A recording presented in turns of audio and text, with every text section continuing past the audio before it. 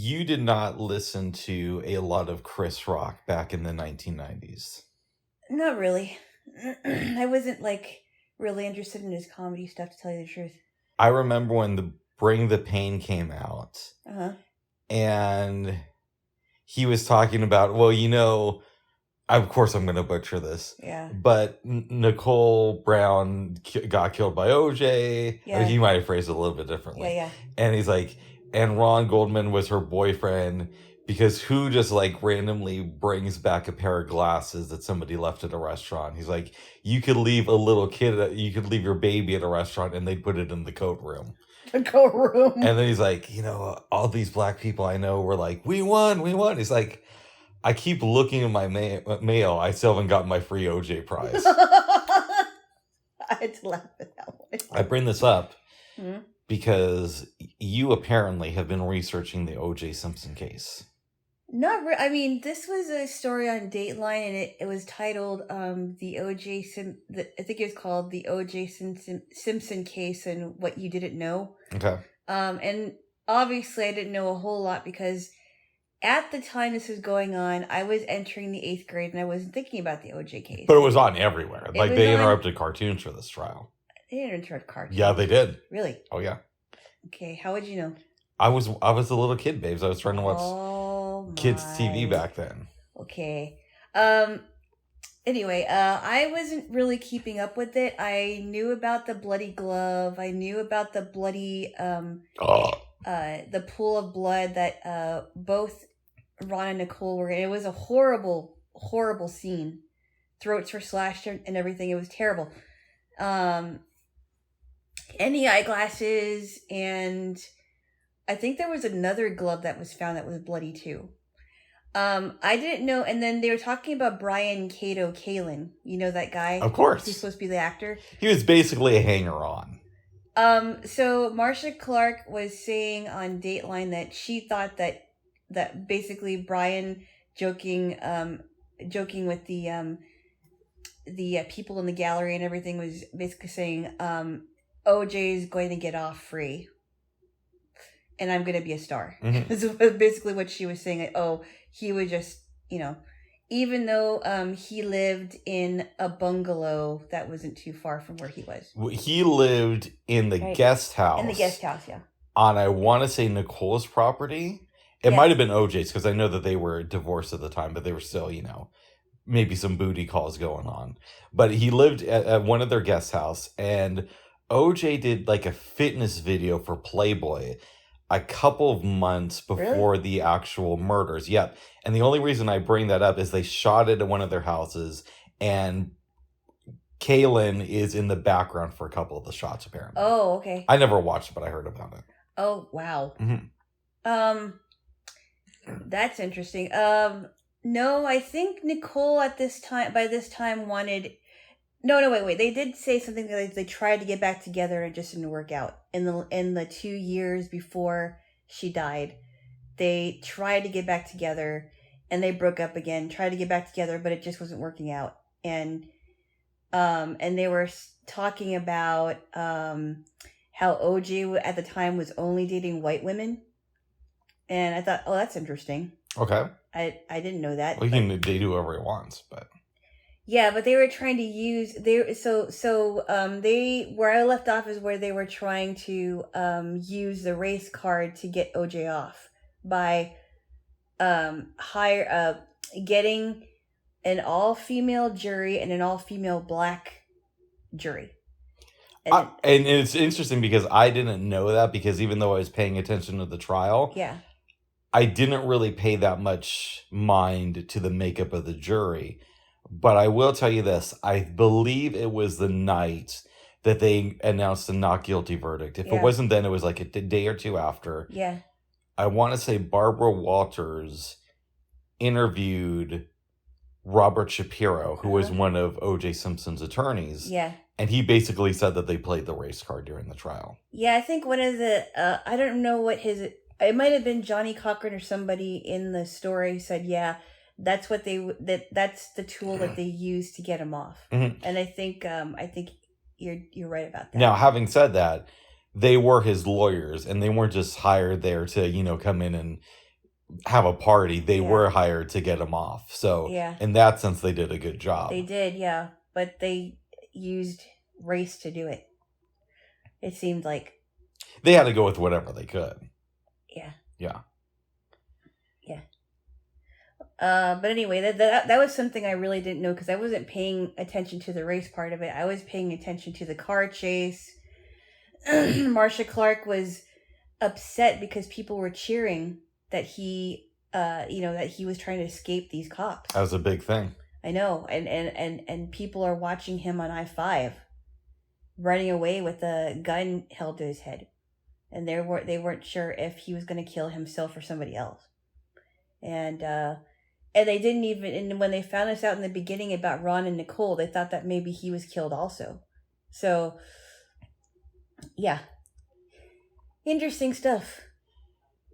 Interesting. It is, but it was like all over the news at the time. So for me as a little kid, we've discussed this before. I thought it was a bit boring, but if we go into the racial aspect, Yeah. there were questions about whether or not Mark Fuhrman was a racist cop.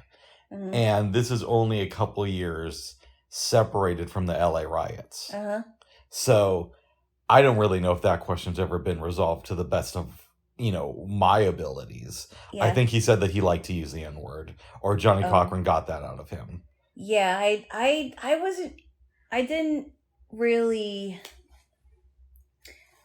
interested in that aspect of it. I didn't really study that, because I'm like, okay, what does that have to do with OJ killing or not killing Nicole and Ron Goldman? Well, it has to do with it because it's whether or not you can get somebody off. No, I get that. Okay. But I mean, the Mark Fuhrman thing I wasn't paying attention to.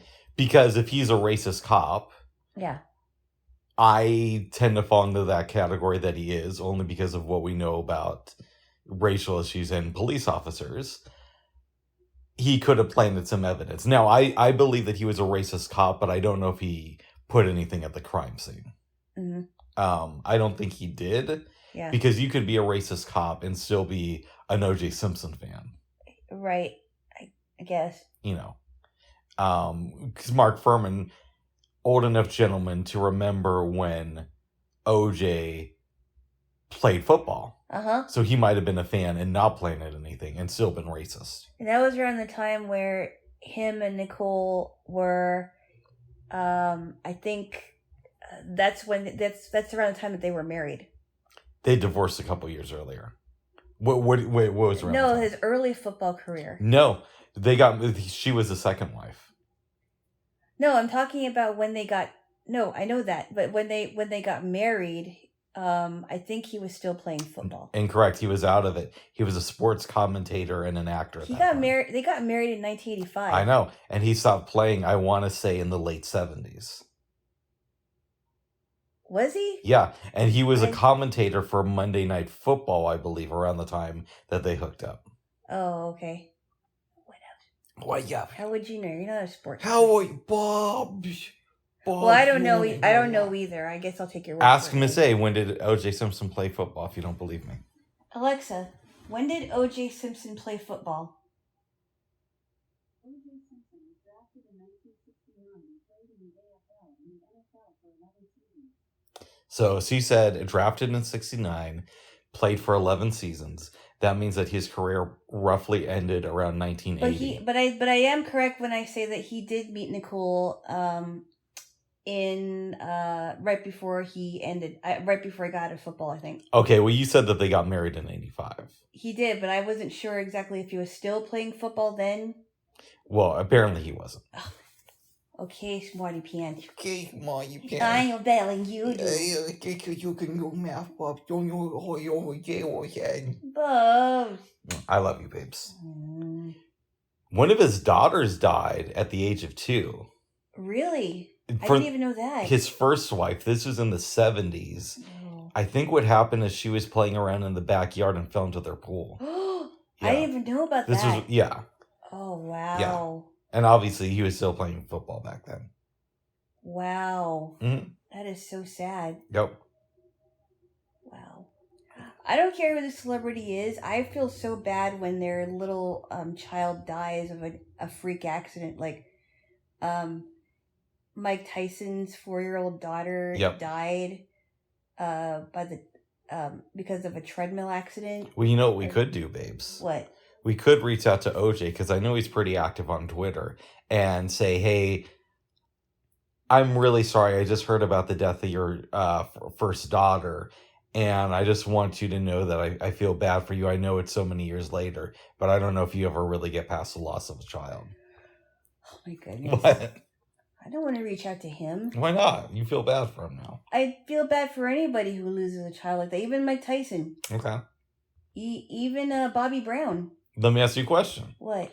We're going to get political, but not at this moment. But did you I feel... prefer that we don't. Okay, but did you feel bad for Joe Biden when you found out about his son's death? Of course. Wow. Of course. I feel bad for anyone who loses a child. Wow. Because his first wife died, and his daughter died too, and then his son Bo died. Of course. I don't even care what political leaning they are. Uh-oh. I don't care. I mean, anyone who loses a child, I can only imagine how difficult that is. Yeah. When my uncle died, I've never met his mom, but Okay. She was too old to go to the funeral, and she just couldn't go. I don't know. I forgot. I don't think he was the oldest in his family, but he was. I think he was very close to his mom, and she wasn't able to make it to the memorial. And I can't even imagine what she was going through. It's crazy because up until like 100 years, it was common for parents to outlive their children. And that's why people back in the old days used to have like 10 kids, is because they knew like half of them would die before they became adults. How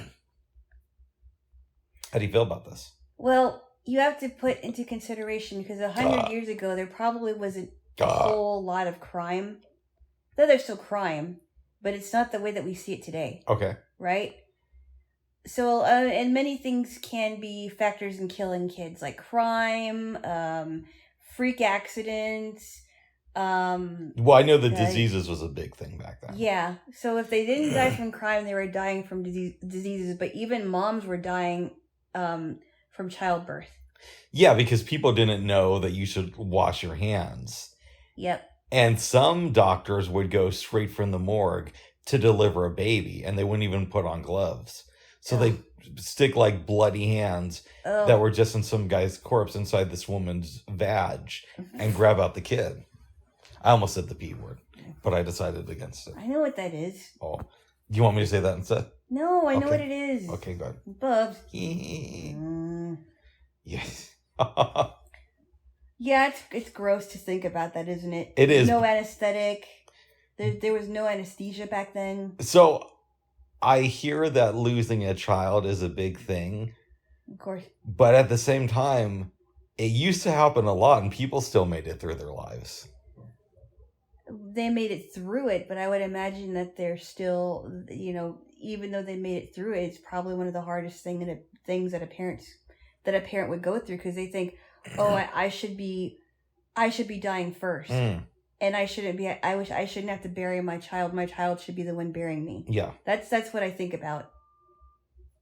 Fair enough. Or when a child loses a parent, that has to be very, very, very, very sad. You mean if they're a little kid? Doesn't matter how old they are. If they're a little kid or if they're a teenager, I think that would be the toughest thing. Yeah. To have to go through.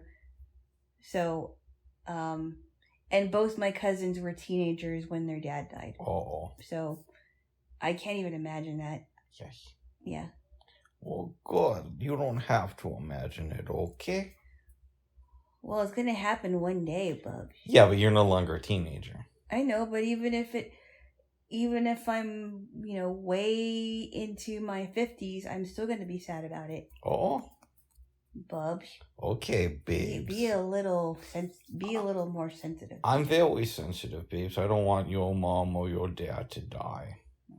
Is that true? I would prefer that, they spend time in the Philippines so they can spread the good word about Donald J. Trump. But do I want them to die? No. What? Stop it. Sorry, Now babes. you're just mocking my family, Bubs. No, I'm not. No, No, babes. What did I just say? What did I just say? I don't want your parents to die, and I want them to spread the good word about Trump. I don't even know if my dad supports Donald Trump, Bubs. He does. And my dad and my mom wouldn't be caught dead together. I know, but the Philippines isn't just like your parents are there. It's a big place, isn't it? It's a big country, Bubs, with over 7,000 islands. Okay, so I'm guessing at this, but correct me if I'm wrong. Yeah. My assumption is that since your parents got divorced and your mom allegedly moved back to the Philippines, that she has never ran into your dad somewhere. No, because she knows where their house is. Yeah. My grandparents' house was. So no, she wouldn't have, because she's on another part of the region. Yeah, so they're also a distance away from each other. Yes. So that's why I want them to, Bubs. both live and... Bubs. What? No, you're mocking. No, I'm not. You say sorry. Sorry, babes. I guess I don't want them to live. No, I never said that. Oh. Okay, good. I do want them to live. And I'll be praying for them. And if they left you in the will, I'll be praying a little bit less hard. But Bubs. No, what's up? You don't even know how to play, so you're just mocking. Oh, I know how to pray. No, you're mocking, boy. I love you, babes, and I know how to pray. I don't kiss mocking, boy. Neither do I, babes. Neither do I. But yeah. Well, I hope not. I don't, babes. I would have to really consider our relationship if you did. Oh my goodness. You're going to love this. What's that? I watched, I believe it was Sunday night, a video on YouTube from the Be Kind Rewind channel. Be Kind Rewind? Yes. Really? It's this lady who's sometimes a little bit too lib for me because she always talks about the patriarchy and how white privilege and whatnot. But and that men are evil people? Not evil, but, she references the patriarchy a lot. And it's a lot of times it feels like it's an excuse. Yeah. To me. Okay. But I also am a white dude. But I'm a white dude with a disability. Anyways. Oh, okay. Now it's woke within a woke Okay. video. Okay, let me tell you the thing, because you're going to love this. Okay. After I say this, you are going to become a huge Deborah Winger fan. Why? Well, I'm going to tell you why. She was talking about Shirley MacLaine's career. Yeah. And about terms of endearment. Yeah. How that basically brought her back, right? Oh, is that how you ended up finding the video? No, actually, it was weird. It just so happened to get recommended to me. Wow. I didn't even Google Shirley MacLaine. Wow. Yeah. Anyways. Okay. She's going through all these sources. I think that the lady who does it is really well researched, and I've watched a lot of her videos. And despite my earlier complaint, yeah, I actually think that overall her videos are really cool. Yeah. Anyways, she talks about terms of endearment, and apparently Shirley MacLaine has put out a few memoirs. In one of them, she goes into detail about how she didn't get along with Deborah Winger on the set of Terms of Endearment. Wow. And one of the examples was there was one day where they were talking about how to do a scene. Yeah. Deborah Winger turns her back to Shirley, pulls up her, I guess, dress and farts in her face. What? And walks out of the room. Are you serious? That's what was said in the video. I have to laugh at that one. Yeah, see, I thought that would make you a bigger fan of her. I don't... Why? Because I know you're... No, I don't. No, I don't. No, I do not. No, you don't do that, but I know how much you love farting. No, I don't. Why would you say that? Okay, you're mocking boy again. No, I'm not. You're mocking I'm just boy with farting girl. No, I'm not. I'm with the gassy girl. No. Hey, I'm with the gassy No, girl. I do not like that. Okay, I thought Bubs, you... that doesn't make me like Deborah Winger more. That just makes me laugh at Deborah Winger even more. Cause Well, good. She did that. On the set of Terms of Endearment, according to Shirley MacLaine's book. Ugh. Yeah. That'll make me not want to work with somebody like that again. Yes. Wow. Huh. Well, I guess the tension you felt in the movie is actual attention in real life. Yeah, I don't think that Deborah Winger makes films anymore. I mean, I could be wrong with that. I kind of thought she was a little goofy. Okay. Not goofy, but I thought she was at times really cray-cray in the movie. Yeah, she might be that way in real life. I don't know if she's. I think she's still. Yeah, she's still She alive. is. Yep. I think she's 65. Oh, She old. Yeah, she is. Old lady. And still foughting, from what I hear. Oh. Hey, what happened to what happened to Flap? Yeah, exactly. Hey, is he dumb or dumber? What happened to Jeff Daniels? Yeah. Wow. Well, we're gonna get to the movie later on. We talked about that last week, didn't we? Did we? No, we didn't. Oh, we didn't. We didn't talk about any of the movies last week. We talked about the first two that we saw. Yeah, the Bachelor and the Bobby Soccer. And then the other one from that night, which I don't remember. I don't think we did it. I don't think we talked about the movies we saw on Saturday. Okay, which was Terms of Endearment and The Iron Giant. That's right. Okay, I could have sworn we discussed this. No, we didn't, because that was a crazy busy weekend for the both of us. Yes, we'll get to them eventually. Yes, we have a lot to talk about today. Yeah. And on that note, it was good talking to you, babes. Hey. Bye. No. What? I'm joking around, babes. What was that about? I don't know. We were talking this morning when I came over. Can I bring it up? As long as we don't dwell on this subject over again, over and over again. Joseph P. Biden apparently... It's not P. I thought it was. It's Robinette Biden. Joseph Robinette. Why did I think his middle initial was P? I don't know. Robinette? Yeah, that's his middle name. No, that's like a joke thing. No, it's not. It's not. It's Joseph Robinette Biden. There's no P in his name. I'll take your word for it. But... Go ask him. Go ask the dot. Alexa, what's Alexa, what's Joe Biden's middle name? Joe Biden's middle name is Robinette. Wow, she said Robinette. Okay. Bob, I don't know. Yeah. Apparently, you weren't paying attention to his name. I remember that Ted Cruz did say that about him in an interview, but, he's lying Ted for a reason, so I just didn't think it was true. I would agree. No, it's not P, it's R. Okay. Joseph R. Biden. Yeah. Well, anyways, he is apparently against freedom now because he released a lot of nonviolent criminals yesterday. But they were in there for a good reason. They had a plant that a lot of people don't think should be legal, so... Okay. All right. No. Let me say my real opinion instead of pretending to be a conservative. What? Okay, now you're fighting again, Bub. Fighting wood.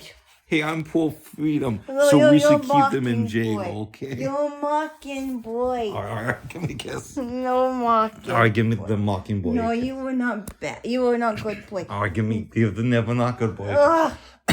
You say sorry. Sorry. Okay. All right. I'll bite your nose. All right. Oh my ouch. Sorry. That's okay. I believe. Well, okay, let me say what he did, and then I'll try to provide a little bit of context to this. We hung out yesterday. I come home, and I see a video from Kyle on Secular Talk, because of course I did. Of course Right? you did. And I think the title was Breaking News, Biden pardons all nonviolent marijuana criminals, or something like that. Uh-huh. Could have the title a little bit wrong. Yeah.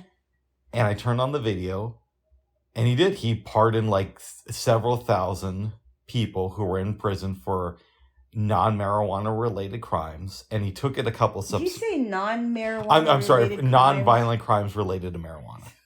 I'm dyslexic, babes. I did say that. Excuse. It's because my brain works faster than everybody else's. No, your brain is a little bit. Okay.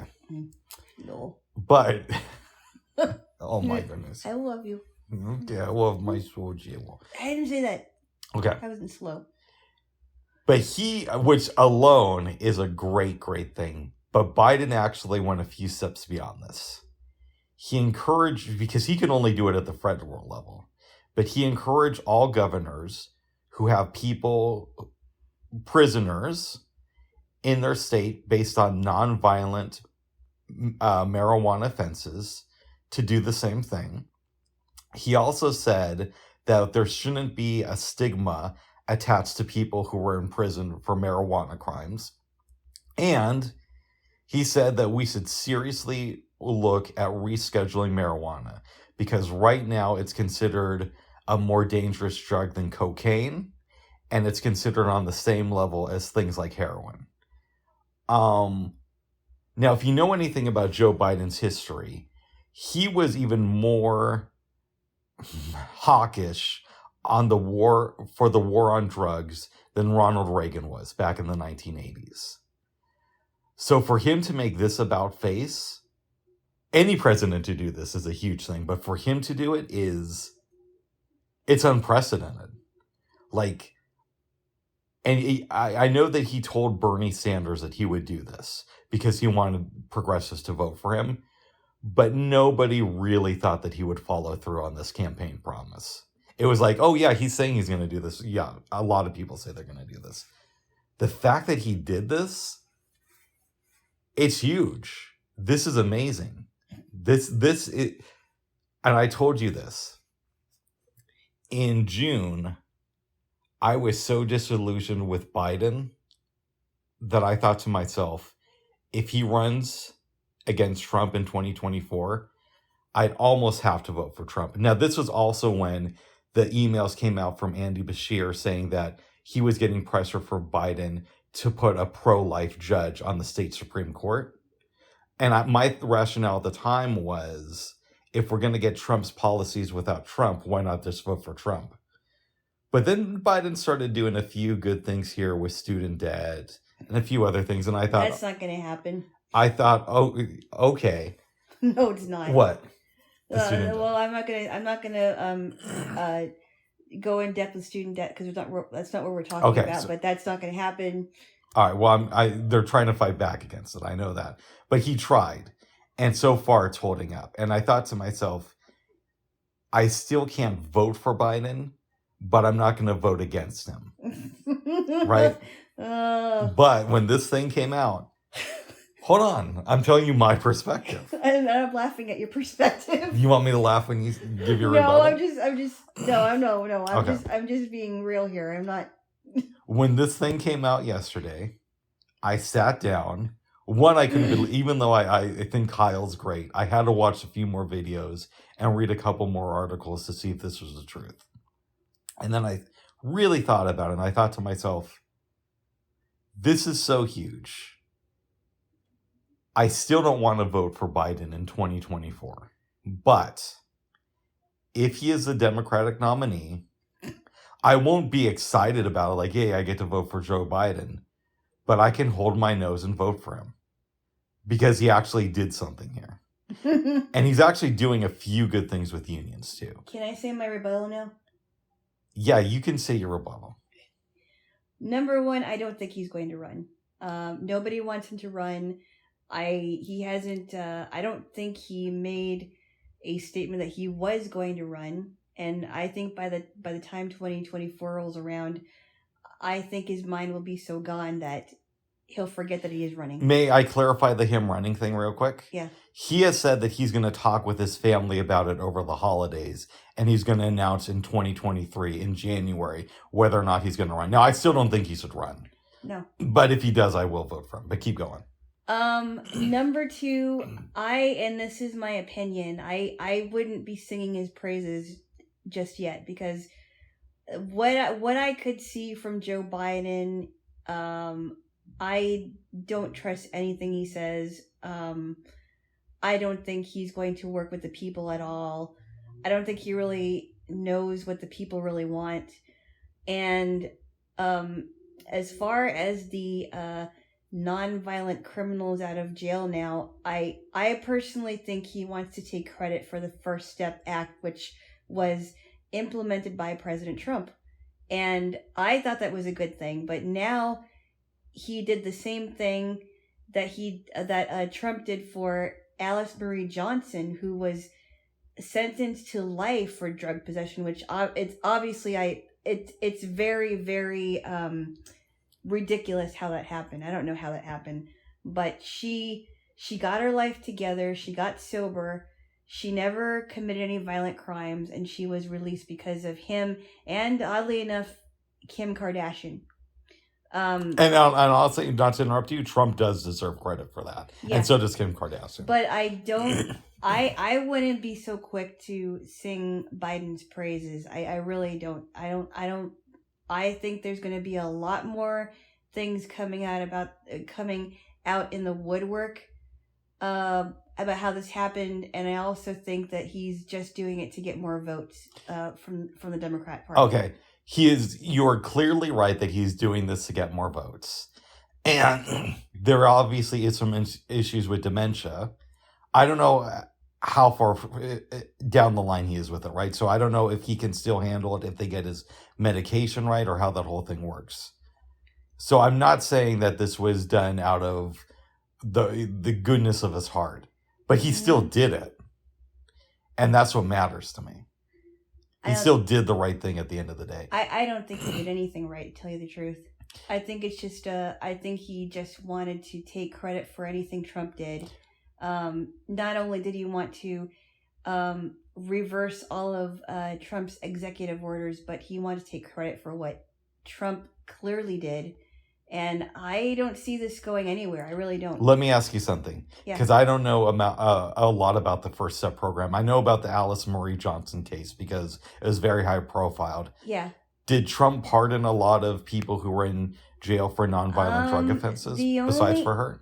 I have to look. Okay, so I have to look this up because I don't remember, quite frankly. But the one I do remember for sure is Alice Johnson's. You know that Trump is not the first president to pardon somebody for a nonviolent drug offense. No, I'm talking about the First Step Act. I'm not talking about how many people that presidents have pardoned because of non-violent drug offenses. Break down the First Step Act for me. So what I understand this is about is having prisoners out of jail for non-violent offenses. Okay. And I also think that is not having them in jail for drug possession for an entire life. And then getting them back to society and working again, because now Alice Johnson is helping other prisoners. Nice. That to get back on their feet. Well, then I'll say this: Trump did the right thing with the First Step Act, and I'm glad that Biden is continuing on that tradition and continuing to pay it forward, like a good Christian would, right? Don't even go there, Bub. Don't even go there. Don't even go there. Don't even go there. I have a feeling that more stuff is going to come out in the woodwork about this. Like what? How this happened. And my question to you would be, and I've asked you this morning, how do we even know that these people that he let out of prison are non-violent drug offenders? Because, as you know, especially during COVID, people were there were violent prisoners that were let out of jail. Yeah. As you know, and I think we're both outraged about this. I don't agree with that, but I will tell you this, that this is based on their criminal record, which is, you can look at it, right? So it's not just saying, okay, we have a rapist in here, so let's say that he smoked a joint once and put him out on the street. No, it's saying these people were sent to jail based on marijuana stuff. And they didn't commit any crimes against another human being as far as attacking them or raping them. At least that's not what they were convicted for. So based on that, we're going to let them out of prison. But now, I will grant you that there are probably some people in these thousands of people who committed violent crimes that just weren't convicted for them. Yeah. But we got to go with what they were convicted for. Yeah, I'm not going to be so quick to sing his praises until there's actual evidence that these people are in fact not violent, and these people were in jail longer than they should have been, and what actually happened. What were the things that happened that actually led them into jail? So I'm very, very skeptical about this, as you can hear in my voice. Okay, I am very skeptical that this could be the right thing that he did. Let me try to provide an alternative viewpoint for you. Yes, we're going off what they were convicted for. And yes, I'm sure some of them were violent at some point, and this is just what the law got them on. But I think it's a little bit foolhardy to assume that that's the default position with everybody, and that they're all violent criminals, and they got off on some weed, they got into jail because of some weed technicality. But I think the vast majority of them probably were in prison just because they smoked a joint or sold a couple bags of weed. And they shouldn't be there for any amount of time. But don't you think that it is valid to ask this question because under Joe Biden, there were people during COVID that were let out of jail because the left was working on defunding the police. There were a lot of people that were let out of jail that were obviously there for violent crimes, and you would agree that happened. Well, I would agree that happened, but I believe that happened earlier when Trump was in office. Now, it didn't happen on the federal level with Trump, so I want to make that clear. He's not responsible for that. But it happened in various states, and you can make the argument that these were Democratic states that it happened in, but it wasn't under Joe Biden. Joe Biden has always been very, very, very tough on crime. Oh, yeah. You don't believe me? No. Guess who published the crime bill? Guess who was a supporter of that? Guess who was a supporter on the war on drugs? You can do research into this. Joe Biden is very tough on crime, with sole exception if you're named Hunter Biden. You can do stuff. I don't know. All I'm saying is this. There's something that doesn't seem right to me and I'm not just saying that because I'm not a Joe Biden person. Okay. I'm saying that because of what's been going on in the last 2 years. I don't trust anything he does. I don't. And again, I don't trust that he did this because he saw the error of his ways and now thinks that marijuana is a good thing for society like I do. But I don't care why he did it. I don't care if he did it to get votes. He still did the right thing. You should care. You should care because a lot of people are looking into some of the things as to why he did this. A lot of people are looking into his actions. And I think that we should care about this. That's all I'm saying. I want to throw a couple more things and then we can move on. Okay. The case of Alice Marie Johnson. It's heartbreaking that she was in prison for that long. It is. I mean, it was like 20 years to life that she was sentenced. It is. It's heartbreaking. And you know that I'm not a Trump fan, but I'll say when he did the right thing.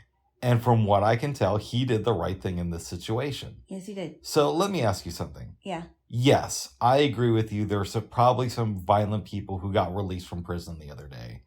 And, you know, all that stuff. But another thing you want to ask yourself is how many people were in prison for a marijuana charge that have a similar story to Alice Marie Johnson? And we're not hearing about them today because the numbers were so huge and because more people are going to be released because now Joe Biden is putting pressure on governors, which is a great thing.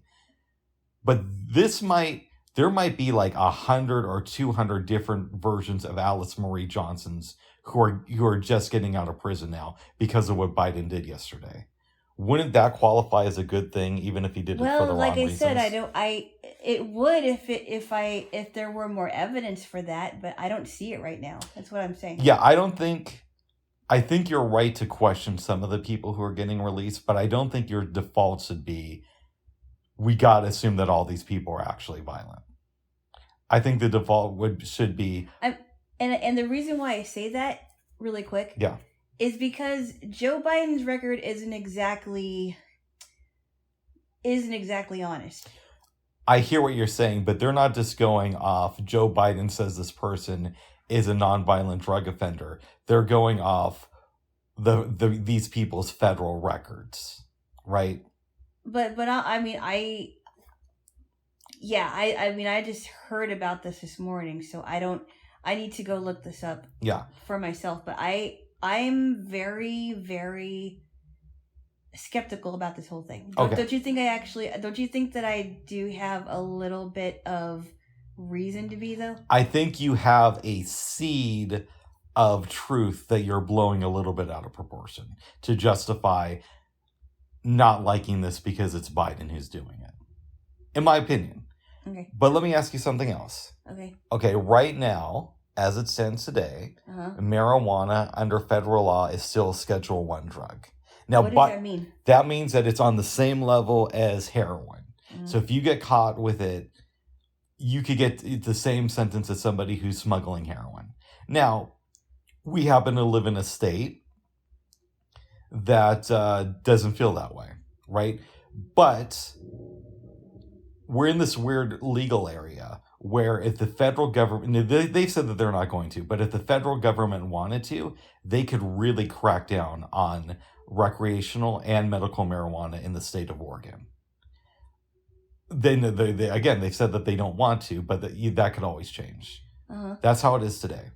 Biden says, and we don't know if he's going to follow through, but yesterday is a good sign to me that he might.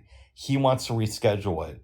So also when something's a Schedule 1, there are legal repercussions against doing medical testing on marijuana. Now, I know that that's been going on in this country, but one of the reasons is because the federal government has said that they're going to look the other way to some extent. And again, that could always change, but if you recategorize it, then you can do more testing on the benefits or cons of marijuana, right?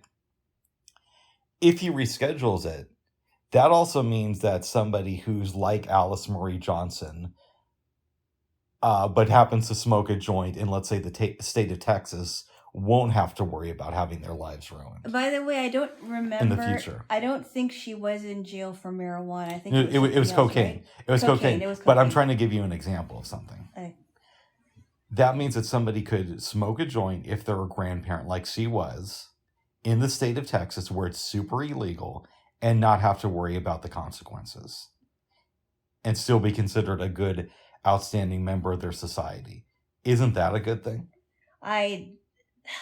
That's a slippery slope for me, Bubs. Oh my goodness. I don't understand that whole thing. I really don't. Oh my goodness. And as I've said earlier, even with medical marijuana, medical professionals don't really know what the benefits really are. Because today, the marijuana now is even more potent than it was when our parents generation. Yeah, there's a lot of truth to that. I would also counter argue that with saying a lot of the reasons we don't know everything medically is because it is a Schedule 1 and it makes it very difficult to do medical tests on marijuana. And if we moved the classification, we could study it a little bit more. There'd be a little bit more ease in it. And at the end of the day, that's a good thing. So let's say you're right. And marijuana is just like horrible for our country. But right now, we can't do all the proper tests because of the category it's in. But once it's recategorized, we can look at it objectively on a medical level and see that you're correct. Wouldn't that be a good thing? But what difference would it make what category it's in? Why couldn't they just test it now? Because of the category it's in, you can't legally do that on a federal level. And again, the government's looked away on some of the testing, but that doesn't mean that they're going to continue to do that. And doctors still face scrutiny for trying to do medical tests because it's a Schedule 1. I don't understand that. I'm telling you, Schedule 1 drugs are considered the worst of the worst. Marijuana in this country legally is considered worse than cocaine right now. Now, it looks from the actions of yesterday like that's going to change soon, but as of today, that's still the case. Well, and then keep in mind about fentanyl, because now if you get even a little bit of fentanyl, even if you smell it, that could kill you too. Yeah, fentanyl, and I'm not making a joke, is considered less of a danger to our society than marijuana is under federal law. Are you? I'm not kidding you. You can check that up if you don't believe me. Okay. And I've done research into this, as you know. Okay. Yes. Okay, let's move on. Let's move on. Bubba. We've been on this for about, Yeah. I don't know, it seems like half an hour. I will have 1,000 fentanyl overdoses and know that one person smoked half of a joint once and got away with it there. Bubba. I didn't say that, Bob. No. Oh my goodness. Give me a noise. Oh my god. I have told you my fear about you, babes. But I will repeat it and then we will move on. My fear is that one day I'm going to die. But also, like, let's say it's 15 years from now, I die. And then 10 years after that, you're finally going to smoke a joint and realize that it's not the end of the world. And you won't be a daily smoker, but you'll smoke occasionally and you'll realize all the missed time you have. Oh, Bubs. That is my fear for you. So why don't we just get it on the Bubs! Stop that. Bubs. What? Ugh. I give me a kiss. No. Yeah, you need one. No, that's not going to happen, Bubs. Oh. Not that the kiss won't happen, but the other thing. Oh my goodness.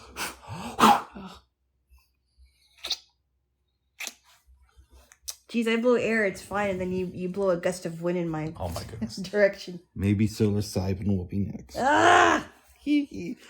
O.J will call it psilocybin. Psilocybin. Yes. That's why they call it that. Yes. Psilocybin. Psilocybin, which is also Schedule 1 drug. Okay, let's move on, please. Bob, we're moving on. Let's move on. We have a lot to talk about, that's why. Yes, we do. Yeah. Jaylo, Yes. speaking of the cops, Yeah. they came out on Sunday. Oh, yeah. Well, we have to talk about Saturday first, right? Do you want to No, talk about we Saturday did first? Saturday. We did this on Saturday. No, what? Yeah, yes, we did. When we got home on Saturday, we did this. Did we? Yes. Okay. Yeah, the cops came on Sunday. This happened as everybody was congregating in the park that we went to in Vancouver. To go on our hike. No, to go on our tandem bike trail. Oh, you're right. I'm sorry. Oh my goodness. I'm stuck on stupid, I guess. Bubs, really? What? Okay. Anyway, no, I'm just kidding. You're fine. I know I'm fine, but you know. I love you, babes. Oh boy. That's exactly why people like our podcast. Because I'm fine. No, not because you're fine. Thank you. Keep going. They can't see you. There's a picture of me up there, babes. Okay. And they can fantasize. Oh my goodness, Bubs. Really? Yep. Enough about your good looks. Okay. You know you all good looking. Thank you, man. Apparently. Jaylo. Anyway. So we're getting ready to get into our little circle. I guess you could call it kind of like a huddle. Mm-hmm. Everybody was getting there. I think we were waiting for all the volunteers to be there. Well, some guy comes into the middle of the circle, and I thought he said something about a phone. Yeah, like could you borrow a cell phone or something? Yeah, I didn't quite get it. And then I knew something was wrong because his tone was changing. He was using obscenities towards the staff or whoever he was talking to. Oh, wow. So I got to interrupt you? Yeah. This is where maybe I smoked a little bit too much Maui Wowie back in the day. I did not pick up on any of that at all. Oh, no, I was there. I was right next to you, and I didn't pick up on tone of voice. I didn't pick up on swearing or anything. No, he was being very disrespectful to the staff. I thought maybe he was a volunteer. And he was kind of soft-spoken, but I knew something was wrong. I didn't even know that he was carrying a knife until... Afterwards, yeah. Until I was with my captain, and she told me that he had a knife in his hand, and she's over there thinking that, maybe he's part of our group. So one of the volunteers ushers him away.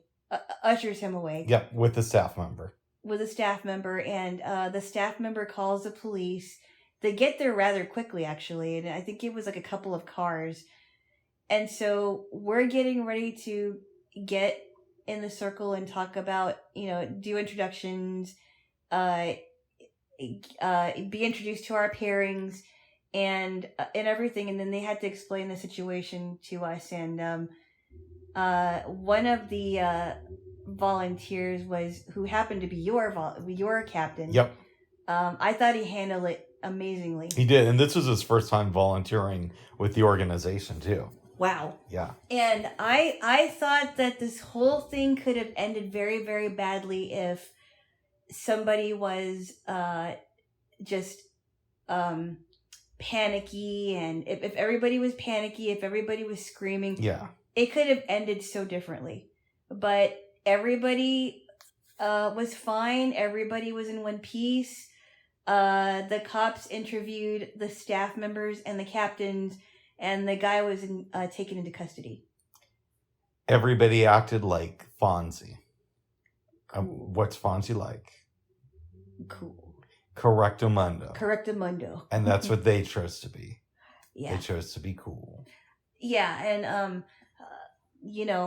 mean, I thought they handled it very professionally, and in fact, the both of us got a call. Well, I got a call. I did too. Yeah, I got a call from a staff member. You got a call from a staff member, and I told her what I thought about it, and I said I knew something was wrong. I didn't know what to do, but I just let them handle it, and they handled it very well. So kudos to them. And this is all going on under my nose. Like, I saw somebody was pulled away from the circle. Yeah. But Alana, again, she knew that something was up, and I'm just like in my own little world, like, oh, that's kind of interesting.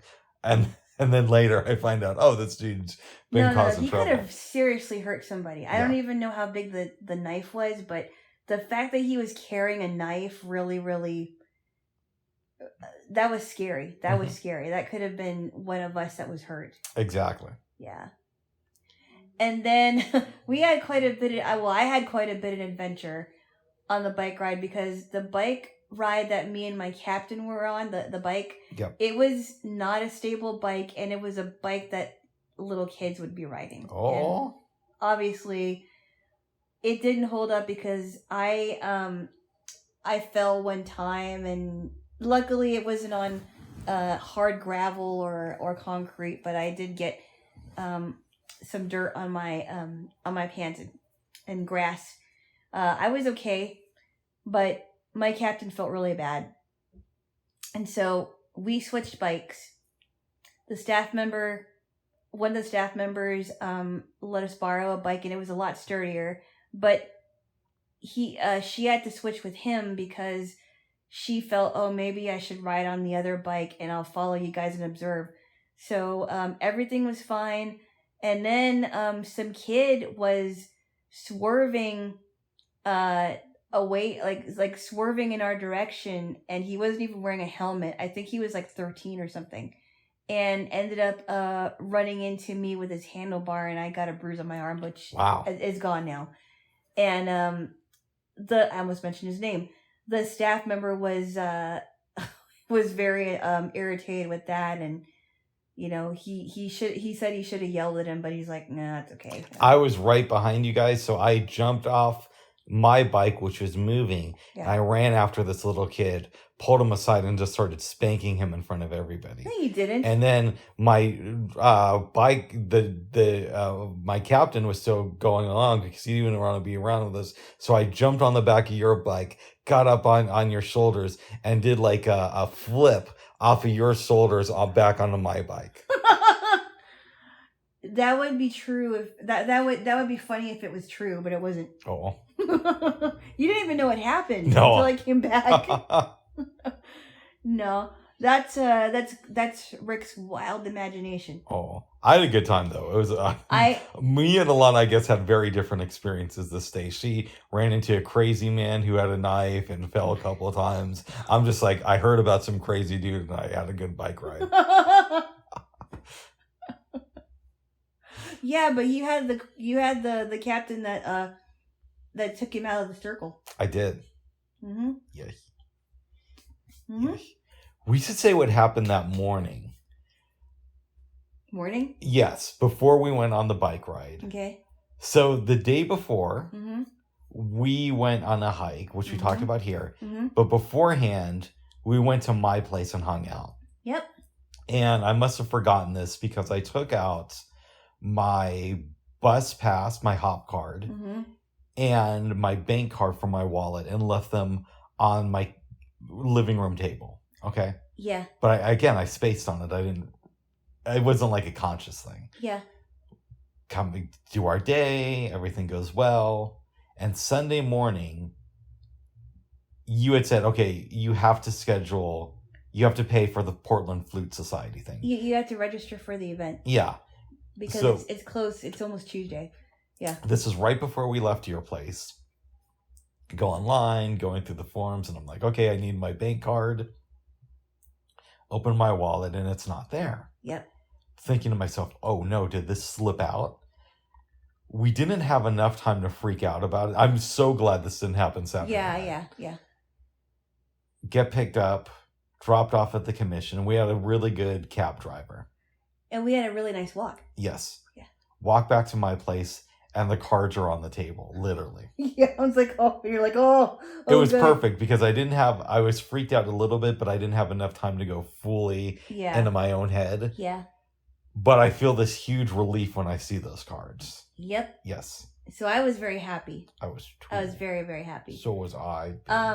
The bike ride was awesome for the most part. I thought the staff person that I was with really knew what he was doing. Yeah, he did. He was an excellent captain, and so was my captain. I almost said her name. She was more.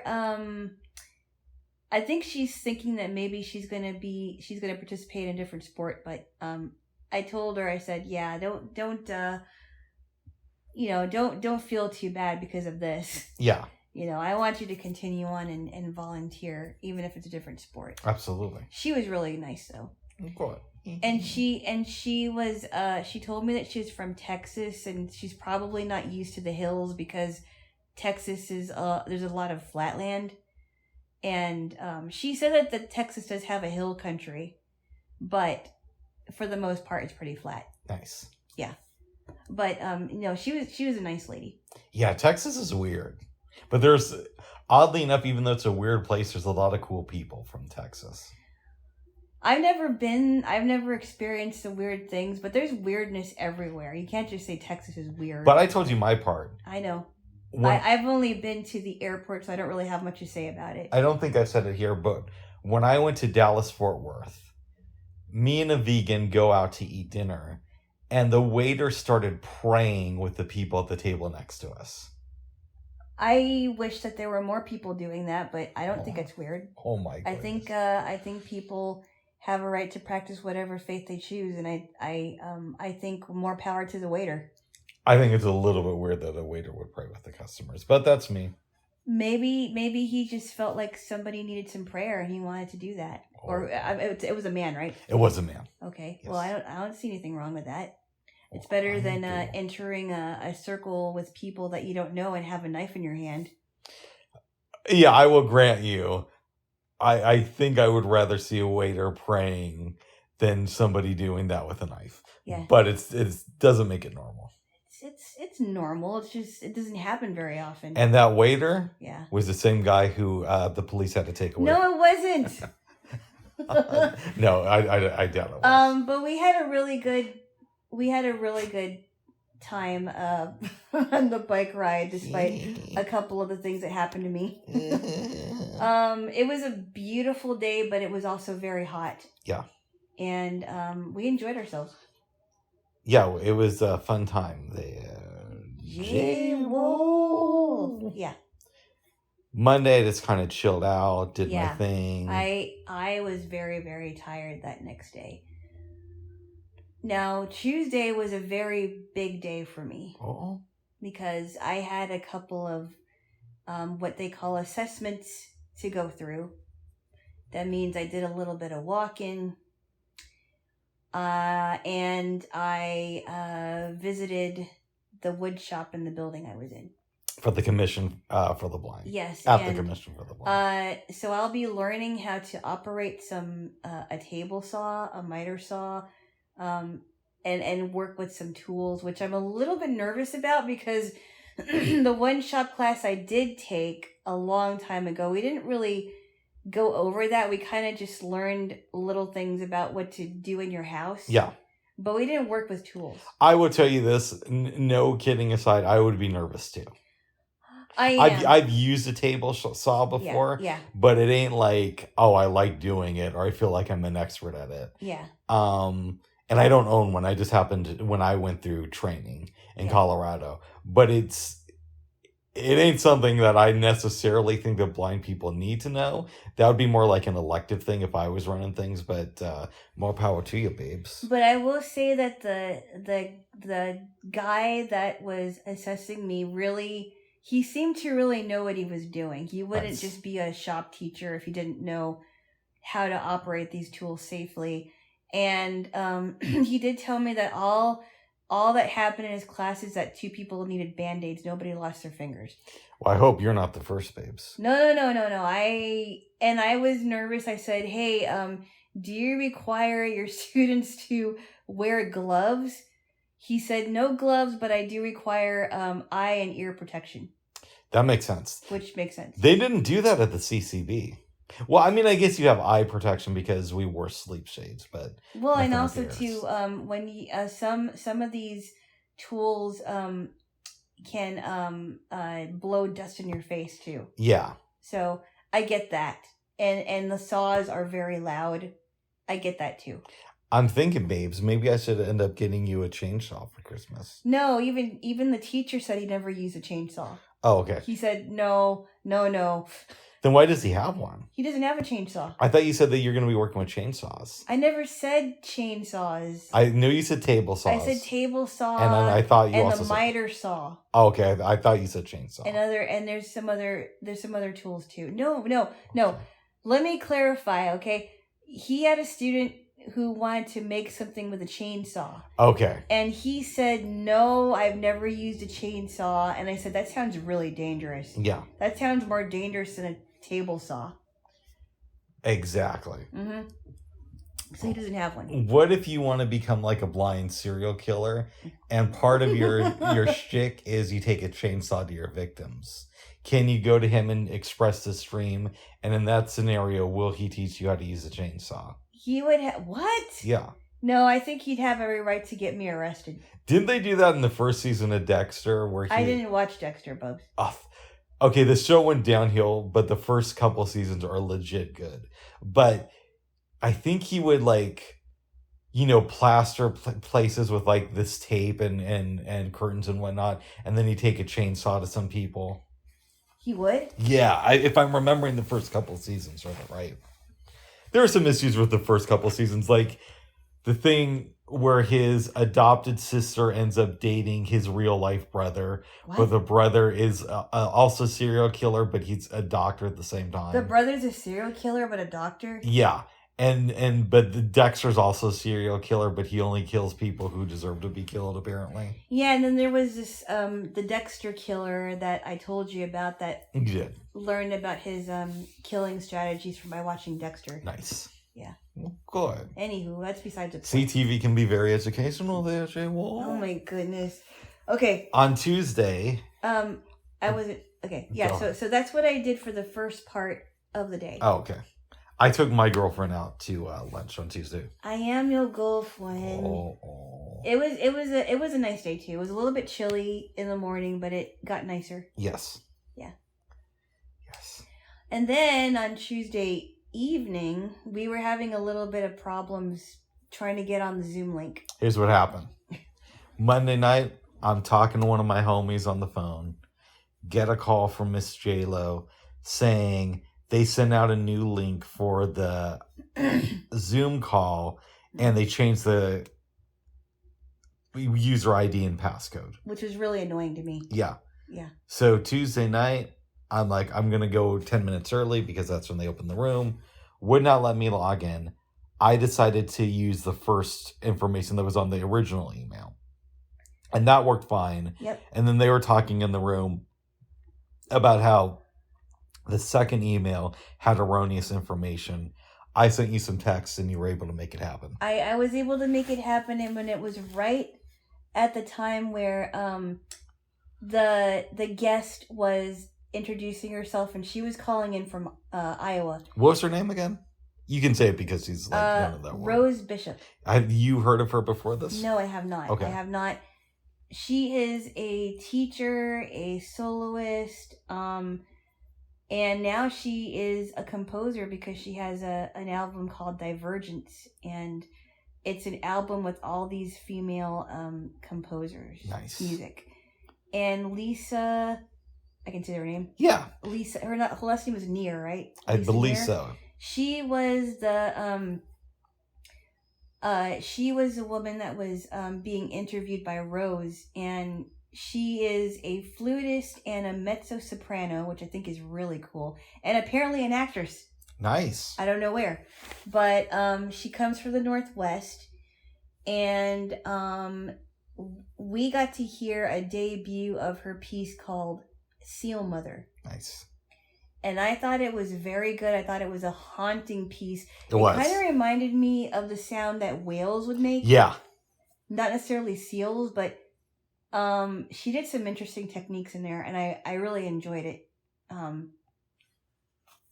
thought it was good too. It was a very good Zoom call, Yes. I'd say. It was for at least an hour. About that, yeah. Yeah. And before the call was over, somebody mentioned about a speed, duet, and hospitality thing that's going to happen towards the end of the month. And I am still trying to decide on whether I want to go or not. I can't go because I'm not a member. Yeah. But I told you, to me, this is a no-brainer. Of course you should go. So you can network with people from this community. Mm-hmm. I don't even see why there would be any debate. Yeah, and then I told you reasons why I was a little bit nervous because, number one, I don't know anyone in the society, but then that I could meet them. Exactly. But number two, I'm assuming that I would be the only blind flutist participating. And did any of these women, I'm guessing there's mostly women going, did any of these women work with a blind student? And how would that work in the situation? Because I wouldn't be able to read the music, and because I'm not as proficient in Braille music, it would be a little bit of a difficulty getting it on time, and actually reading through it. So we'll have to see what happens. And my suggestion was, babes, they said that the sheet music is on the website. So I said, why don't you go there, find out the names of the pieces that they're going to be playing, and then see if you can find them on YouTube or on Amazon Music. And that way you just listen to them while practicing on your flute. So the day of, you can just go in there and rock it. And that might work. Yep. That might work. And we'll see what happens with that. And listening to me usually does work. So Oh my gosh. I think I've giving you some good life advice. And then one of the motivations too is that there will be food afterwards, and I think there's going to be chocolate. And they said that people can bring things if they want to eat. I may or may not do that, Mhm. but it would be a nice way to spend a Saturday. Yeah. So I'm gonna look into it on Sunday. It's possible that I'm just gonna I may give in and just go. I think you need to. But I've said my piece, babes. Okay. Okay. Wednesday, I was lounging around the house, and I didn't have to go, but I thought it would be a good idea to go to my murder mystery improv group. Mm-hmm. But I was like, I don't know, should I do this? Blah, blah, blah, blah, blah. I'm not going to go into specifics because, they don't really like people talking about what goes on there Right. outside of it. But I had a great time when I went there. I just had a blast. Now, I probably drank more on Wednesday than I have since the start of the pandemic, maybe combined. If not combined, then close, because I did a few, maybe 6 or 7 shots, 5 to 7 shots of vodka throughout the night. Mom, don't listen to this. Mom, you're dead. Hey! My mom's dead, babes. Oh, you were talking about your mom. No, not yours. Your mom doesn't drink. She She doesn't drink often, but I have noticed that she does drink, but very, very little. Okay, my mom kind of similar, Yeah. but at the same point, she knows that people drink. Okay. Come Okay. Okay. Go on. on. Okay, babes, I'm going on, babes. Go on. So I leave the thing and get to the bus stop. Not there, so I called TriMet 238 Ride. I believe this is the telephone number. Yep. Yes. Yeah. And find out that my bus is 43 minutes away. Okay. Start walking. I'm dressed up really nice because I misread the email where the director said, "Hey, we want everybody to get dressed up. It's a costume night." Oh. So I'm thinking get dressed up like fancy for whatever reason. No. Yeah. Uh-oh. You didn't look at it. I looked at it, but I didn't register right because I'm no. dyslexic. So I'm gussied up and I'm walking through not the best neighborhood, but everything turned out fine. And it took me 46 minutes to get home. Wow. But I didn't tell you what happened. Something you never told me. Okay, I don't think I did. Okay. I got home and I know enough that if you've had a good amount to drink, you probably want to have some water too to calm it down. Yeah. So I pour a glass of water and I go to put my filter back in the fridge. Yeah. But I let go of it and it's not properly on there, so my filter falls to the ground. Oh no. And I have to like mop up the water and everything. Oh jeez. Yeah. Wow. Then I had something to eat and all good, no hangover the next day. So, my head it felt a little bit weird, but I didn't like really embarrass myself that night. No blackouts, nothing. So like that. so when somebody has because I don't know this. Yeah. When somebody has something like a lot to drink, I heard that it's good to eat while you're doing that. It is. But what stuff can you eat afterwards that won't cause you to get a headache? Well, it's just a matter of getting something into your system that isn't alcohol. Right. That'll help counteract that. And I'm not a medical professional, but that's the way I understand it. So I'd say pretty much anything you can eat will probably help in that situation. Okay. Yeah. And water. And water, plenty of water. I heard that water is the best thing, but I heard people say that having like a glass of 7-Up works too. I haven't tried the 7-Up. I've or definitely a soda or something. tried water though. But I heard water is the best thing to do. Yeah. So I don't think I embarrassed myself too much, and it was a fun time. I'm really glad I did. I heard that there are these things called chaser caplets. I've heard about that too. Yeah, like you can, if you've had a lot to drink, and not that I would do an experiment on this, but I heard that if you had enough to drink, you can chase it down with a caplet. Nice. Or something like that, or capsules or whatever. I don't know. Maybe. Yeah. Yes. And babes. What? Woke up. We hear the cops. I think it's an ambulance, but I don't know. Oh, nice. It sounds like an ambulance. Thursday morning. Morning. And we had decided already to get together to go back to Noon Tunes at PSU. So glad we did.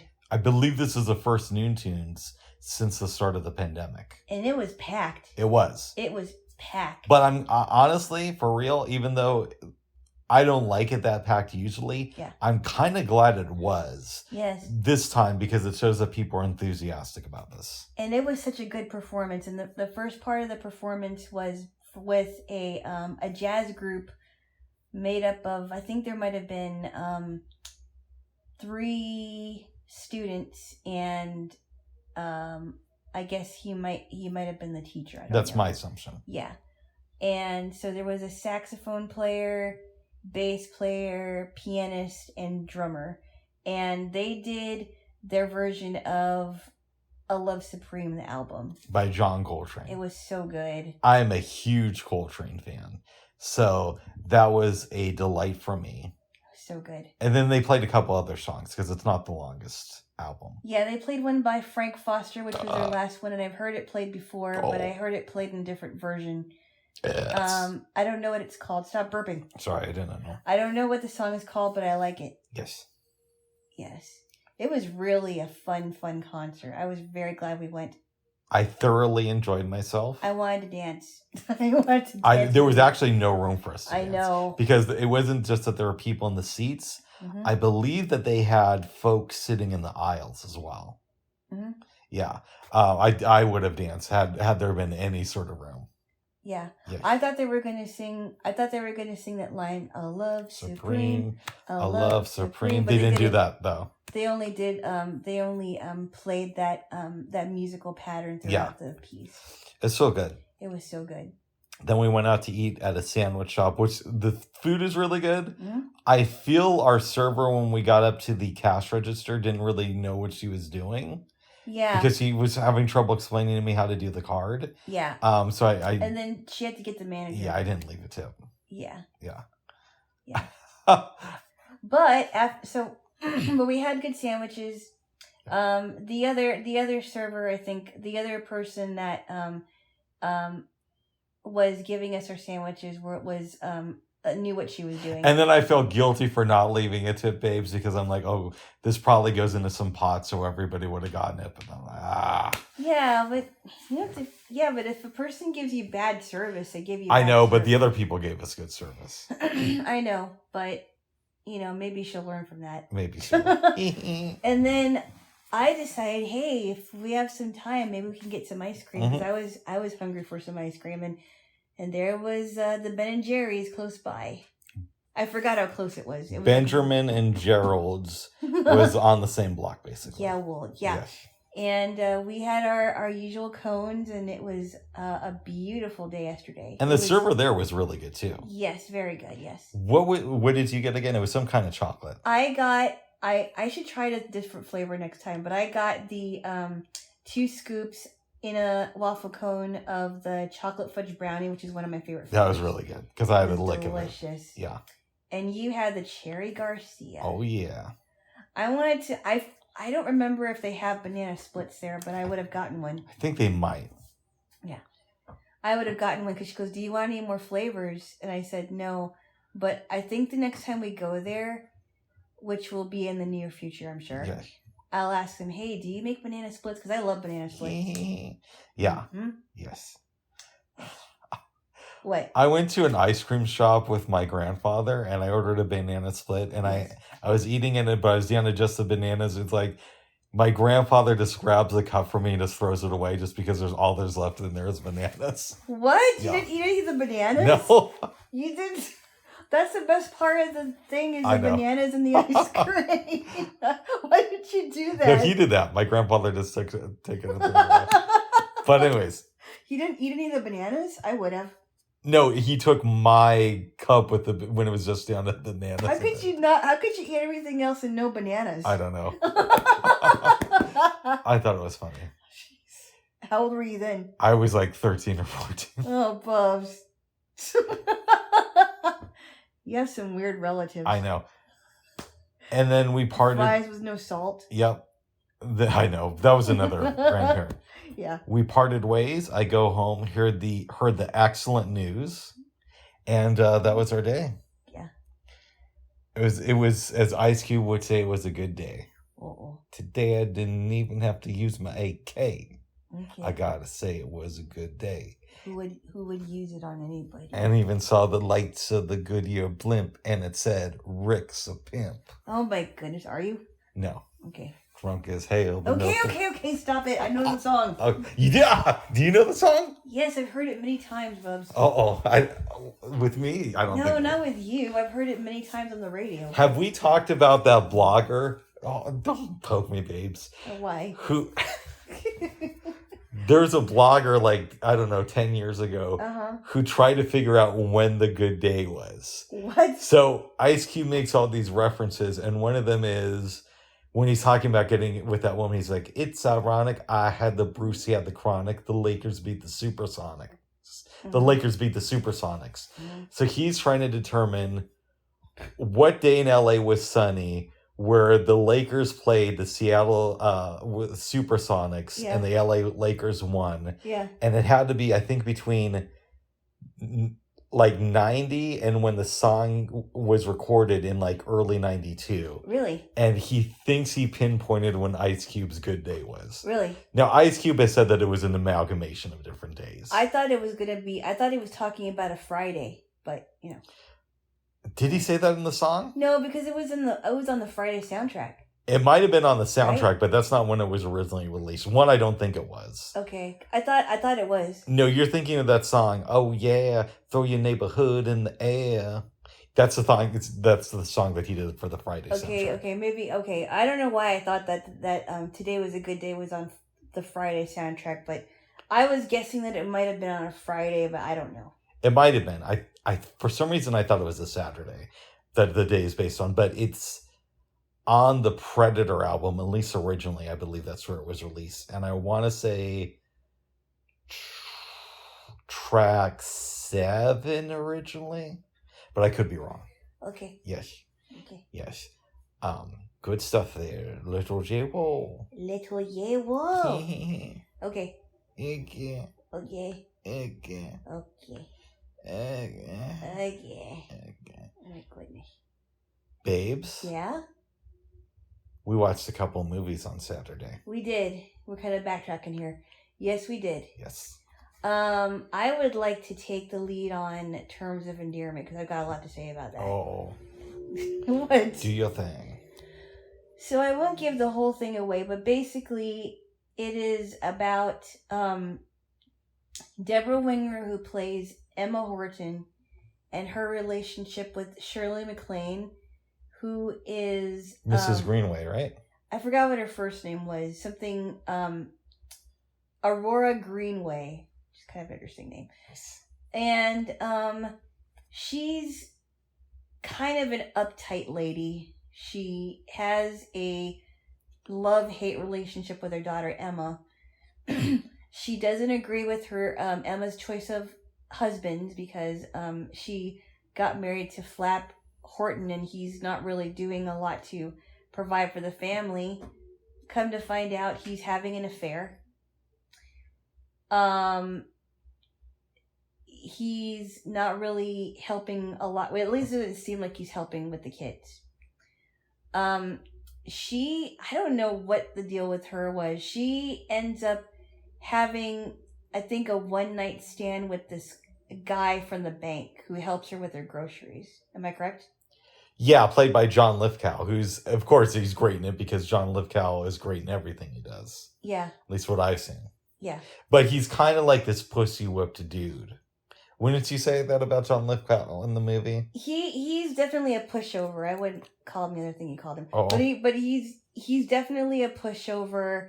He seems like a guy that would not take charge of his family.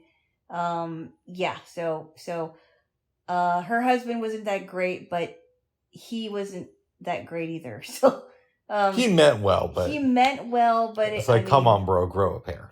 I know, grow up hair. Yeah. So she has an affair with that guy. Meanwhile, Shirley MacLaine's character gets involved with Jack Nicholson's character, who was who used to be an astronaut who drinks a lot. The drunk astronaut. I forgot what his name was. And he doesn't see this as a relationship that's going to go anywhere. Would you say? Yeah, and I would say that. Yeah, that's a good way to categorize it. Actually, he's thinking, okay, this is one woman I'm going to be with for a while, then I'm going to move on to the next one. Mm-hmm. She's not too happy about it. So Emma Horton, Deborah Winger, finds out from Flap, her husband, played by Jeff Daniels, that they're going to move to Nebraska for business, for his business. Of course. Come to find out, she runs into the girl that he's seeing, and she asks her, are we the reason why Flap is moving our family They to just Nebraska? moved. Oh, yeah, right. So she found out who she was. Yep. Needless to say, she wasn't happy. Years go by. and the doctor sees what? I gotta correct you. What? She actually gets diagnosed later on that day because she makes a Okay. reference to going and getting her daughter a flu shot, and Yeah. the daughter's crying, and she's like, I'm going to do it too, honey. And she lifts up her arm, and the doctor sees these growths underneath her armpit. Yeah. Yeah, I know that. Yeah, and and back then this was in 1982, and they didn't handle cancer very well back then. No. And in some ways they still don't. But that's besides the point. So she is going through all of this. She's been in the hospital a lot. The mom finds out and trying to figure out what's going to happen to the kids. I'm going to talk about the New York scene later because she goes to with her friend Patsy to New York for a little bit of a time to get away. Mm-hmm. Before she dies, she talks to the kids one by one because there's the two older boys, and she's trying to figure out where the daughter's gonna go. She thinks Patsy will take them, but she only wants the daughter. Yep. The husband is trying to figure out, well, I don't. The husband is like, well, I don't think I should take them. He wants to take them, but he doesn't really want to take them. Yeah. He wants to take them, but he doesn't want to do the work. He wants the brownie points of saying, I want to be with my kids. That's what I think it is. Yeah, but then he thought, well, maybe they should be with your mother instead. Mm-hmm. My mother? Not your mother. Oh, okay, sorry. Just joking. Your mama's gone. Bub. Yeah, but this was before that, okay? Bub, your mommy's gone. I know, but this was before that, okay? Mommy gone. Okay, keep going, babes. Wick's mommy gone. She dead, Bub. No, Wicky's mommy gone. She dead, Bub. I'm just kidding. Okay. I'm just kidding. I'm joking. Please don't insult the memory of my dead mother. I'm not. Anyway, so she talks to the boys one by one. Her oldest boy is really, I think he's using hate as a defense mechanism because he doesn't want to deal with the fact that his mom's dying. Yeah. And it is saying that, I hate you and I don't love you, but she says, I know you don't hate me. I think you're just upset because you know that, things are going to change. And I think the grandma gets it out of him, and he ends up falling to pieces. The grandma basically, plug your ears, babes. Bubs, I'll tell her what she did. Okay. I'll tell people what I was about to. She did, and spare them the crude way we're gonna explain it. Basically, she was trying to get him to open up, and I think she was holding him down because he was kind of was he trying to be violent? I think he was like, no, all he did was say something about we could, something about the grandma says, didn't you guys take these classes? She's like, no, our family was too poor, and then she goes off on him. Yeah. She was trying to get she was trying to get him to break down, is what I'm trying to say. Oh. And so she dies, and they have the funeral. And fill in the last part of it. Okay. No. Don't say what you're going to say about you knew that. what I was going to say. Yes. Can we talk about what I was going to say? Okay. I thought that this movie ended on a bit of an odd note. Yeah. So I came up with an alternative ending. So let me tell you how the film ends, and then let me tell you about the lost ending of this movie. The lost 5 minutes. Okay. Everybody's at the funeral. They're all sad. Jeff Daniels goes up to the oldest kid and says, you can sit down next to me. by now your man Jack Nicholson is back with your girl Shirley MacLaine, and he goes over to the kid and he's like, I like swimming. And the kid's like, I thought you were an astronaut. He's like, I do both, kid. Shut up and come to my pool. Right. And I said to you, oh, babes, they lost the footage, but they have at the ending credits, it says, in the bottom of the pool, there was a bomb and it exploded and killed everybody there. But luckily, Jeff Daniels' character, Flap, sneaked out of the service early to go on a date. So he's the one survivor of this. And then I lost it laughing. And you just thought it was the most funniest thing I ever. lost it laughing for like 5 minutes straight after I said that. What are you doing? And then I couldn't help it. I had to laugh too, even though it wasn't true. And you just could not stop laughing. I'm like, what's the matter with you? You have weird alternative endings. Wouldn't that have made a better ending? No. Oh. No, that would be a tragedy, Bubs. Luckily, Jeff Daniels survived. Jeff wasn't in the Navy. I mean, Flap wasn't in the Navy or the... No, he wasn't in the... I didn't say he was in the Navy. Okay. I said he snuck off from the funeral service for his dead wife from the service. to go out on a date. And so he wasn't there when the bomb exploded. Oh, Bubs. Hey, where is everybody? What? Where is everybody? They're all dead. It's time for a date. Oh, my goodness. I thought the writing in this film was good. Yeah. But I didn't like Shirley MacLaine or Deborah Winger. And I didn't really like Jeff Daniels. No, the characters were awful. Yeah. The only person I thought was okay was Jack Nicholson. I agree. He was actually the more sane one, I guess. I thought for what he did, John Lithgow was good, but he wasn't used right. No. But he gave a good performance, though. He did. He definitely did. Yeah. Shirley MacLaine won an Oscar for this movie. Really? Yeah. That was the whole basis of Be Kind Rewind. Her video was saying how she made the comeback and won an Oscar for Terms of Endearment. Wow. Yeah. I just felt like a rich woman who's feuding with her daughter through a movie. This was almost like Steel Magnolias, but there was more tension in it. Yeah, I enjoyed Steel Magnolias more than this. Steel Magnolias was very good, but this was like an 80s version of Steel Magnolias, except worse.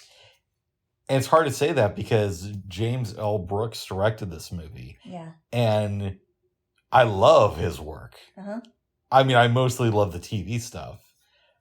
But at the same point, there's a reason he's known for a great TV director and producer, and not known for being the best, filmmaker. Uh-huh. Although he did another film with Jack Nicholson. Actually, he did a few films with Jack Nicholson because he did Broadcast News. But I feel James Earl Brooks' best film, in my opinion, is probably As Good as It Gets. Wow. Yeah. I did like that one. Yeah, I did too.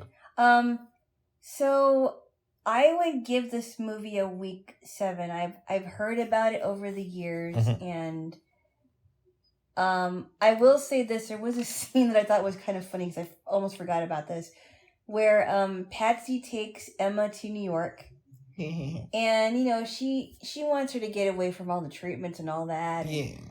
And so she meets Patsy's rich friends. I'm guessing they were rich. Yeah, that's and the impression I got. What's wrong with these people? I mean, 3 of them told me that they got abortions. The other one got divorced. This is going on. Don't be afraid to tell them I have cancer. And then it gets back to the scene and they're like, oh, Emma, Patsy told us that you have cancer. And then she starts laughing. She's like, yeah, good, Patsy. Thanks. Would you like to see a picture of my abortion? Oh. Since you had cancer. What? That did not happen in the movie. No. But that would have been funny. Would you like to see a picture of my late baby? Did we talk about Helen and Bonham Carter, the Fight Club thing? What about that?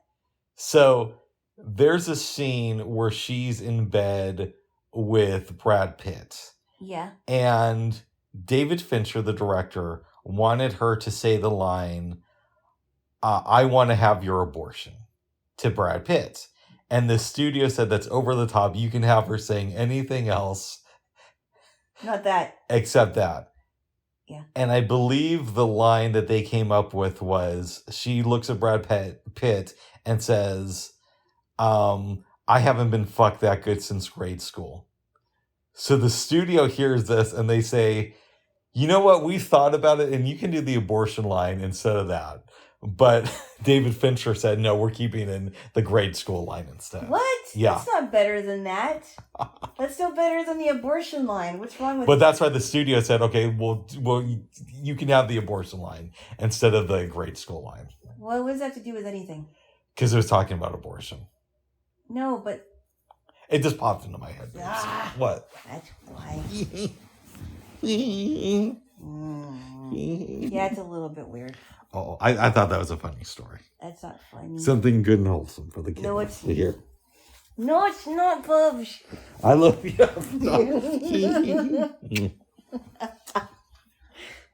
Yeah, so anyway, I give it a week 7. I would too. But yeah, that New York scene was kind of funny, actually.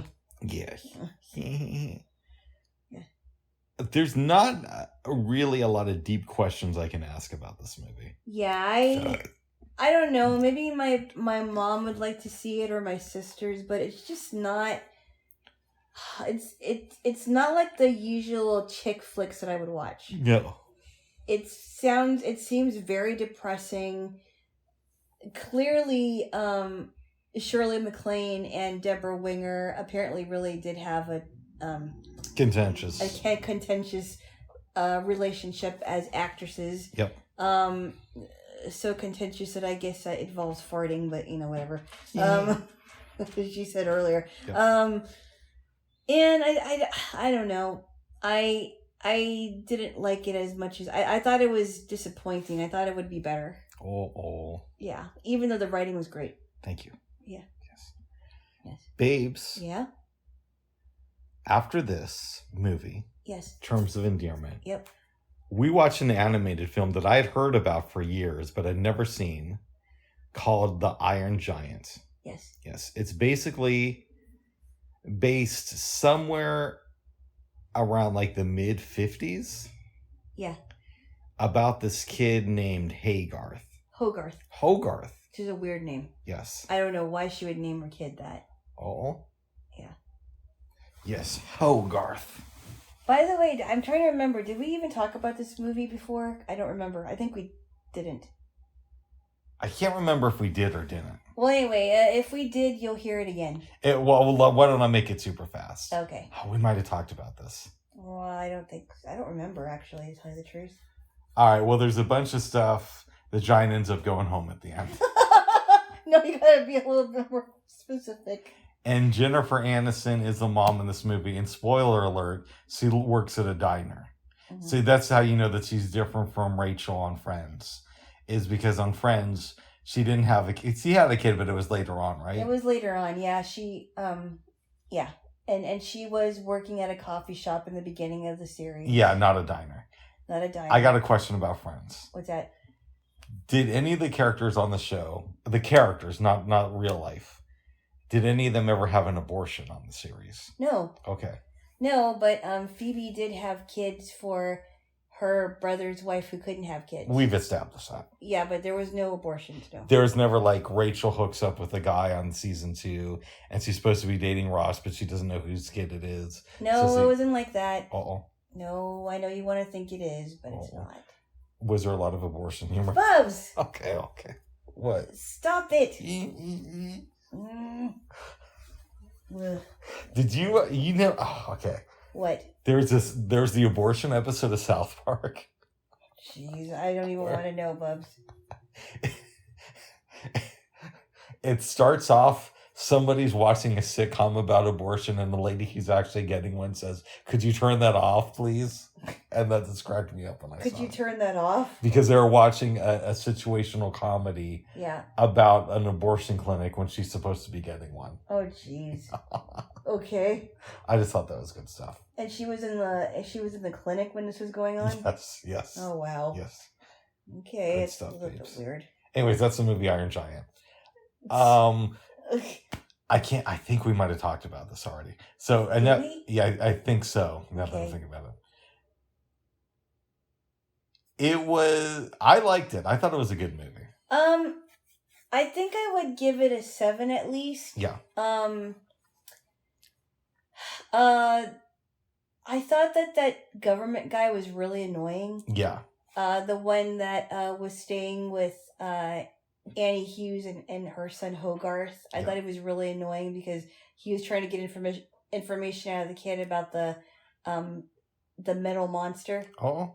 The metal giant. Mm-hmm. Yeah, so I kind of liked Harry Connick Jr.'s character. The Beatnik. He was cool. Yeah, he was an artsy fartsy person. Yeah, fartsy. Yeah. Yes. Yeah. Yeah, it was a good movie. I'd give it a strong 7. Yeah. I don't really like a lot of kids' movies. Yeah. And this is not my favorite one, but if you have kids, it's worth watching. I would recommend it to my sister. This is not my favorite movie either, but there was definitely some good things about it. Yeah, I have a 7-year-old nephew. I would tell my sister to watch it with him. He's not 7. Yeah, he is. No. How old is he? He's 8. Oh, shit. Well, see, you didn't even know how old your nephew is. See, what's wrong with you? What kind of uncle are you, Bubs? I'm the kind of uncle I even knew how old he was. I'm the kind of uncle that cares. I'm the kind of uncle that cares, but not about age. He's 8. Okay, he's 8. I would tell my sister, watch this by yourself, and then give my nephew a description about the movie. I tell her to watch it with him. Oh my goodness. Well, good, babes. Would you recommend this film to your family? Yeah, maybe. I mean, there are some kids in my family that would be too young to watch this because they're only, they're only toddlers. Oh. I don't know. I'm not sure if my nieces and nephew would watch it. Oh. Maybe my nephew might like it. I don't know, babes. I don't know. They were into this cartoon called Wreck-It Ralph. I heard that one was a fun movie. I've heard about that. Yeah, I'm guessing he's supposed to fix stuff. I don't know, babes. But they like that one. Nice. I don't know if they would be into the Iron Giant, but maybe. Maybe. Yeah. Well, good. Yeah, it's kind of a sci-fi type of a movie. Yes. With some funny things in it. Yes. Especially the part where he drinks a lot of coffee. Yeah. Well, babes. Yes. Is there anything else you want to talk about? No, we talked about quite a bit, didn't we? We did. Yeah. Yes. We did. And I think I deserve a kiss. You do? Yeah. Really? Yeah. Why? Because I do. Why? Why? Because I do. Okay. Bubs! What? Stop it. Okay. Bubs! Sorry, you said I know. Bubs, you don't stop or I'm going to squeeze your nose. Okay. You be good boy. I always am. Well, here's a question for you. Oh, jeez.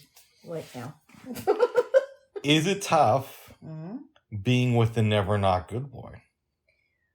The never not good boy isn't real. Yeah, that's me, babes. Is it? Do you feel like there's such a high standard to live up to since you're dating the never not good boy? No. Okay.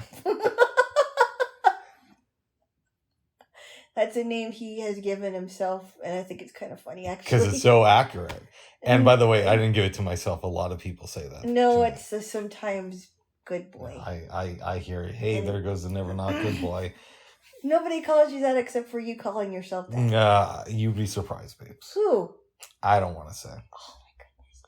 You don't want to say because there is nobody. Donald Trump when he was in the White House. You never heard that speech where Donald Trump references the never not good boy? You mean he actually said, and I want to give a shout out to the never not good boy. He did. He did not. Yep, and he said, you're such a good boy that I don't know if you're right for this administration, but we just want to acknowledge you as an American hero. Oh, Bubs. Yep. Now you're going way too far with this. Oh, Barack Obama acknowledged me in a speech once. No, I don't believe that at all. Vladimir Putin said that, I give him hope for America. Bubs, he's a Russian dictator. I know, but he said, You can admire the never not good boy and still disagree with his political views. Bubs. What? Okay, that's enough now. Okay. Well, babes, Yeah. did we cover enough stuff? We covered a lot. All right. We I did. guess we'll wrap this up. Okay. Does you had any dreams? No. All right. I don't remember. Nice. All right, bye-bye for now. Bye-bye. Bye-bye.